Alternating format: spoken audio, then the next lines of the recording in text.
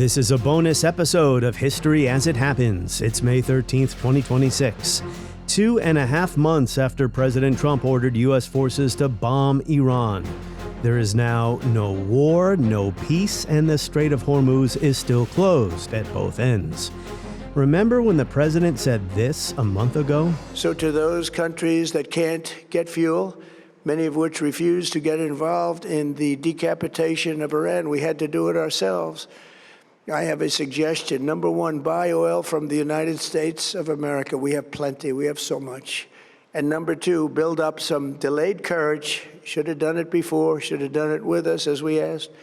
Go to the Strait and just take it, protect it, use it for yourselves. Iran has been essentially decimated.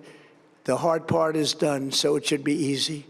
And in any event, when this conflict is over, the Strait will open up naturally. It'll just open up naturally. They're going to want to be able to sell oil because that's all they have to try and rebuild. It will resume the flowing and the gas prices will rapidly come back down. And yesterday, before leaving for China for a summit with Xi Jinping, Trump was still grasping for a resolution.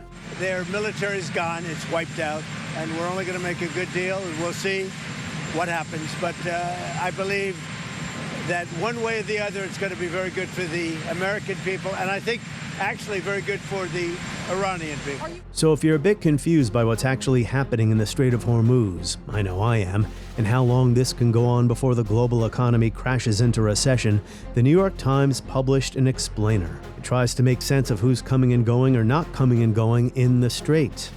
It says some ships report false positions or paint fake names on their hulls. Other ships hide the origins of the oil they're carrying by transferring it from ship to ship in the middle of the sea. And others sail under the flags of different countries without those countries' permission. Some do all of the above. The International Maritime Organization, a UN agency, sets out rules that govern the shipping industry, including through the Strait of Hormuz. Most companies abide by those rules, but some do not because ships operate in international waters and across jurisdictions, making rules easier to circumvent for those looking to evade sanctions or carry illicit cargo. Yaroslav Trofimov has been closely following the story from Dubai, which faces the Persian Gulf. He's the chief foreign affairs correspondent at the Wall Street Journal. Welcome back, Yaroslav. Great to be back. Joining us from Dubai. How are you doing there? What is the mood like in the country? There was this 40-day period of full-scale war when we had several times a day missile and drone alerts and sometimes strikes. So that ended.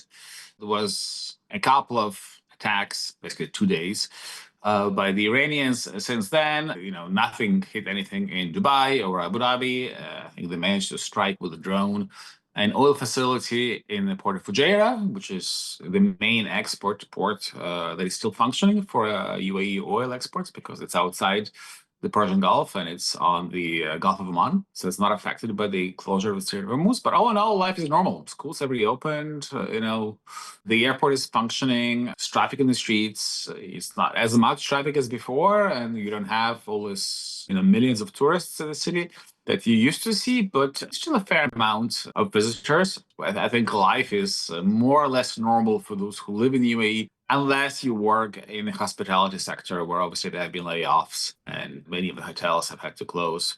From what you're saying, it sounds like maybe what I'm seeing on Twitter is a bit of an exaggeration compared to reality. There's been almost 3,000 Iranian missiles and drones targeting the UAE in 40 days of full-scale war that began on February 28th. And then in the 40 days since then, we've just had a dozen or so. So obviously there is a huge difference in the scope of violence. And also in the first weeks of that war, we've had, skyscrapers in Dubai hit by drones. We had the fuel tanks of the Dubai airport on fire. So there was, significant and visible damage. So we haven't had any of that in this latest round of skirmishes. So the level of violence is very, very limited right now. And the war, of course, will have ripple effects for everyone in the region, including the UAE. We're going to talk about that now as it pertains to the Strait of Hormuz. I like to tell my listeners that on another window or somehow while they're listening, open up a map of the Persian Gulf. Take a look at the United Arab Emirates and Dubai. As you mentioned, there's a small piece of the country, the northeastern corner that faces the Gulf of Oman, not the Strait of Hormuz in the Persian Gulf. So that is where some exports are getting out. So why has it been so difficult to tell what's going on there? Well, it's really not that difficult. You have a double blockade. First, there is a blockade of the Strait of Hormuz by the Iranian Revolutionary Guard Corps. It's a pretty narrow body of water. It's only 30 miles wide.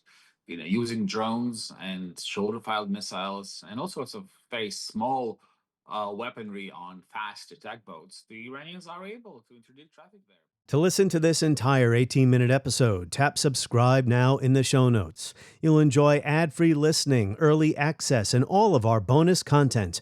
Or go to historyasithappens.com.